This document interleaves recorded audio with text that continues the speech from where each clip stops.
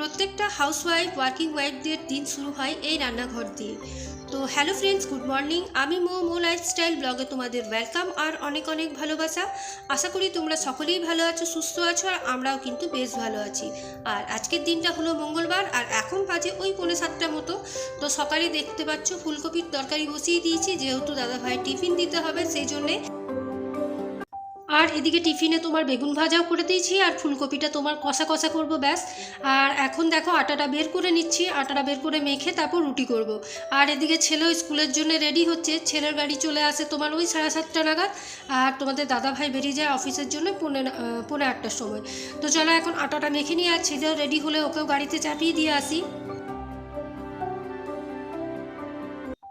তো এদিকে ছেলেও রেডি হয়ে গেছে, আর এখন তো টিফিন নিয়ে যায় না, যেহেতু এক্সাম চলছে, একদিন গ্যাপ দিয়ে দিয়ে এক্সাম হচ্ছে, আর প্রিবোর্ড এক্সাম চলছে তার জন্যে। চলো এবারে ছেলেকে দিয়ে এসে তারপর আমি রুটি করতে শুরু করলাম। আর এদিকে এখন ঝটপট করে দাদা ভাইয়ের জন্য টিফিনটা রেডি করে দিচ্ছি। আর ওইদিকে তোমার ফুলকপির তরকারিটাও হয়ে গেছে, টিফিনটা সাজিয়ে দিলেই আমার হয়ে যাবে।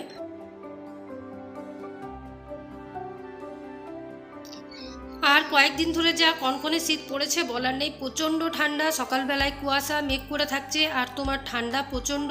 আর ভোরবেলায় উঠতেই হচ্ছে, যেহেতু টিফিনের ব্যাপারটা থাকে। তো দেখো এখন দাদা ভাইয়ের টিফিনটা সাজিয়ে দিচ্ছি। তো এই যে কষা কষা ফুলকপির তরকারি করে দিলাম। আর তোমার একটা ফল দিই, যে কোনো ফল যখন যেটা থাকে, কখনো লেবু দিয়ে থাকি, কখনো আপেল দিয়ে থাকি। তো দেখো এই কাজের তাড়াহুড়োর মধ্যে ভালো ছুরিটা খুঁজেই পেলাম না, এই ভাঙা ছুরিটা দিয়ে আমাকে আপেলটা কাটতে হচ্ছে। তো যাই হোক, এখন চলো টিফিনটা দাদা ভাইয়ের হাতে দিয়ে দিই। আর এদিকে দাদা ভাইয়ের কিন্তু খাওয়া হয়ে গেছে, সকাল সকালে একটু জলখাবার খেয়ে যেতে হয়, যেহেতু সারাদিনটা তোমার আর কিছু খাই না তার জন্যেই।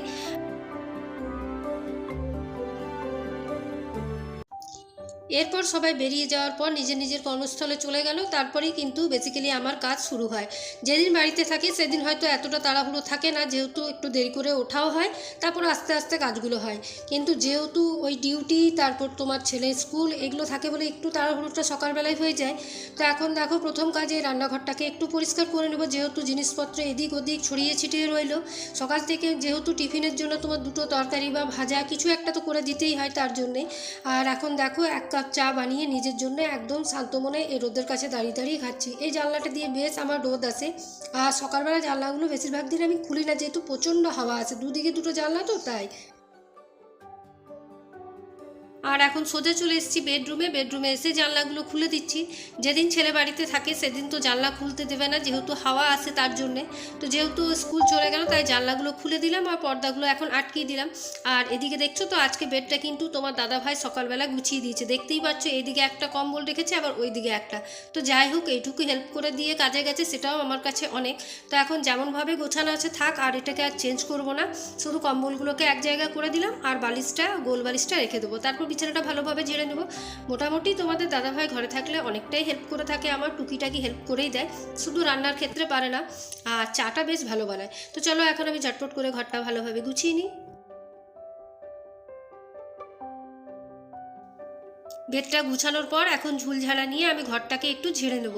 2-3 দিন পর পর যেহেতু আমি ঝেড়ে থাকি, সেই জন্য সেরকমভাবে ঝুল হয়ে থাকে না, তবে ওই ওয়ালগুলো তোমার পুট্টির ওয়াল, তো একটু ধুলোটা বসে যায়। আর তারপর আমার কালারটা তো দেখতেই পাচ্ছ, একদম লাইট কালার, সেই জন্যে।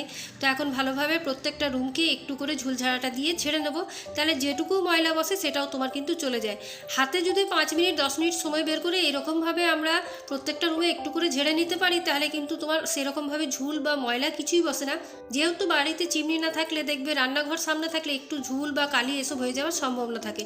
তাই আমি হালকা হালকা করে 2-4 দিন পর পর একটু করে ডান্টা দিয়ে পুরো জায়গাটাকে বুলিয়ে দিই, আর কিছু না।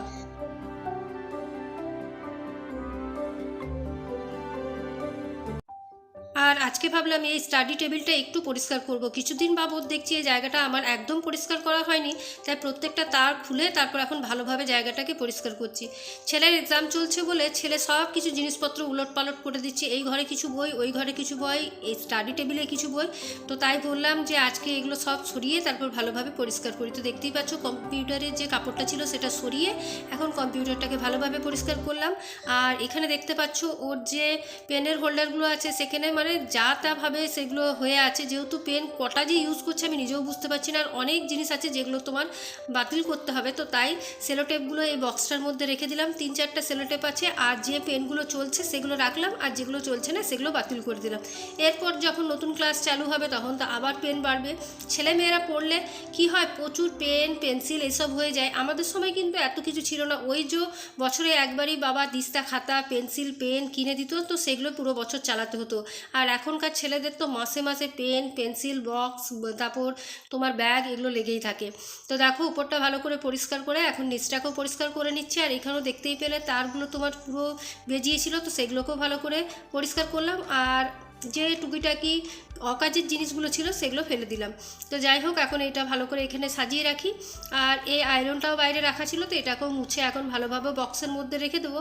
বক্সটা তোমার রাখাই ছিল, আর সেরকমভাবে আমাদের আয়রনটা ইউজ হয়ে থাকে না। খুব জোর হলে দাদার অফিসের যে জামা কাপড় থাকে সেগুলো বেশিরভাগ তোমার লন্ড্রিতেই যায়, সেখানেই প্রেস হয়ে আসে। আর ছেলের স্কুল ড্রেসটা তোমাদের দাদা হয় সপ্তাহে একদিন তো করে দেয়, ব্যাস তাহলেই হয়ে যায়। তো চলো এখন ভালোভাবে এই জায়গাটা গুছিয়ে নিই। এখন পড়ার ক্ষেত্রে যেখানে যে জিনিসগুলো রাখা আছে সেখানেই থাকছে, যেহেতু প্রজেক্টের জিনিস আছে, পড়ার জিনিস আছে, তারপর নানা রকম অল ইন ওয়ান বই আছে। তো বাবু আমার বলছে এখন তুমি কোনো জায়গায় হাত দিও না, যেখানে যেটা আছে সেখানে আবার ঝেড়ে রেখে দেবে। তো তাই স্টাডি টেবিল দিয়ে যা যা ছিল সব রেখেই দিলাম। আর এরপর দেখো মোটামুটি ঘরের যা যা ছিল ডাস্টিং করার পর এখন পাপোশগুলো তুলে একটু রোদে দিয়ে দেবো। আর তারপর তোমার এই যে ইয়েটা দেখছো কার্পেটটা, এটা ঝেড়ে তারপর ভালোভাবে ঘরগুলো ঝাড় দিয়ে দেবো। প্রত্যেক দিনের এই কাজগুলো তো আমরা করেই থাকি। আর শীতকালে যদি একটু নিচে না কার্পেট পাতি না, একদম থাকা যায় না। আর আমার বাড়ি গ্রীষ্মকালে যেমন গরম তেমনি শীতকালে তোমার ঠান্ডা। তো চলো এখন ওগুলো দিয়ে আসি। আর এরপর দেখো আমি ঘর ঝাড় দেওয়ার পর কাপড়গুলো ভিজিয়ে দিচ্ছি, যেহেতু অনেকখানি কাপড় জমে গেছে। আর আজকে মেশিনটা চালালাম না, যেহেতু ছোট ছোট কাপড় আছে, ছেলের আর আমার নাইটি আর ছেলের গেঞ্জি প্যান্ট এইসব। কাপড় ভেজানোর আগে আমি ঝাড়টা দিয়ে দিয়েছিলাম, আর সেটা তোমাদের সাথে শেয়ার করলাম না। এখন এবারে তোমার আমি ভালো করে রুমগুলোকে মুছে নিচ্ছি। আর এই মপগুলো হয়ে একটা সুবিধা হয়েছে কি, তোমার এই পালঙ্কের তলাগুলোতে বা ডিভানের তলাতে ভালো করে তোমার ঢোকানো যায় আর ময়লাগুলোকে পরিষ্কার করা যায়। আর ওই যে বলেছি রোড সাইডে যদি ঘর হয় তো তোমার ধুলো কিন্তু প্রতিদিন এতটা করে বেরোবে। আমি যখনই ঝাড় দিই তখনই কিন্তু প্রচণ্ড ধুলো বেরোয়। তো দেখো এখন ভালোভাবে প্রত্যেকটা জায়গা মুছে নিচ্ছি।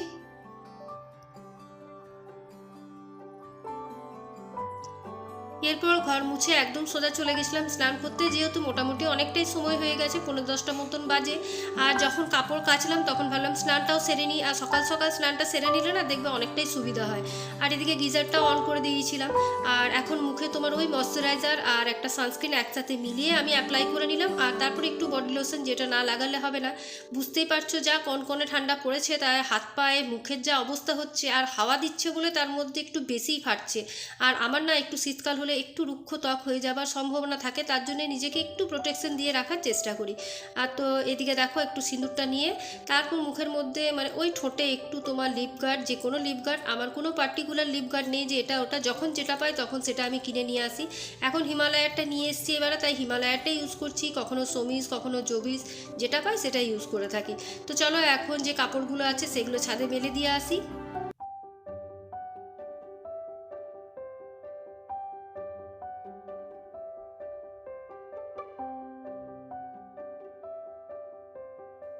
আর তোমরা দেখলেই বুঝতে পারবে কি পরিমাণ হাওয়া চলছে, আর ওয়েদারটা ভীষণ বাজে, একদম ভাল লাগছে না। আর আমি না মাথায় আজকে চান করিনি, যেহেতু ঠান্ডা লাগার হাত আছে বলে। মাথায় যদি জল দিই আর রোদ যদি না ওঠে আর চুল না শুকালেই না আমার সাইনাসের প্রবলেম আছে বলে প্রচণ্ড মাথা ধরে যায়।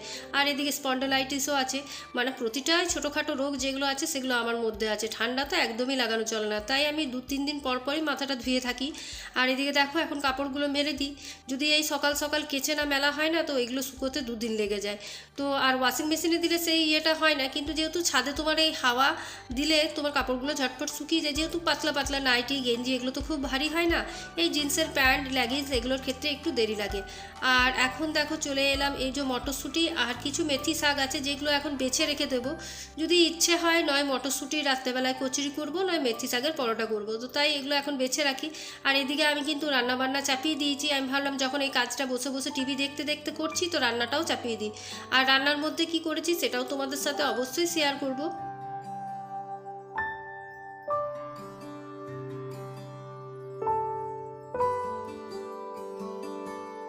শীতের দিনে কি হয়, একটা জিনিস ভালো দেখবে নানা রকম করে কিন্তু খাওয়া যায়। তুমি যেটা খেতে চাইবে সেটাই কিন্তু খেতে পারবে, ব্যাস শরীরটা ভালো থাকলেই হলো। তো আমিও এখন রাতের বেলায় বেশিরভাগ দিন সকালে খুব একটা তাড়াহুড়োর মধ্যে থাকে বলে সেরকমভাবে কিছু বানাই না। আর তোমাদের দাদাভাই বাড়িতে থাকে না, সেই জন্যই বানাই না। আর তোমাদের দাদাভাই তো বলেইছি সকালেরটা বিকেলে খেতে চায় না, তাই ওকে গরম গরমই করে দিতে হয়। তো তাই ভাবলাম আজকে যাই হোক, নয় মেথি শাক নয় তোমার ওই মটরশুঁটি যে বেছে রাখলাম সেটার কচুরি করব, যে কোনোর মধ্যে একটা করব। তো তাই মেথি শাকগুলোকেও বেছে নিয়েছি। আর মেথি শাক বাছার মতন কিছুই নয়, পরিষ্কারই থাকে। তো এখন দেখো আমি এই তোমার বক্সের মধ্যে, টিফিন বক্সের মধ্যে স্টোর করে রেখে দিচ্ছি। যখন আমি রাত্রে করব তখন আবার বার করে মানে ওই মেথি শাকটাকে একটু গরম জলে সিদ্ধ করে নিই। তারপর তো মেথি পরোটা এখন সবাই বানাতে জানো।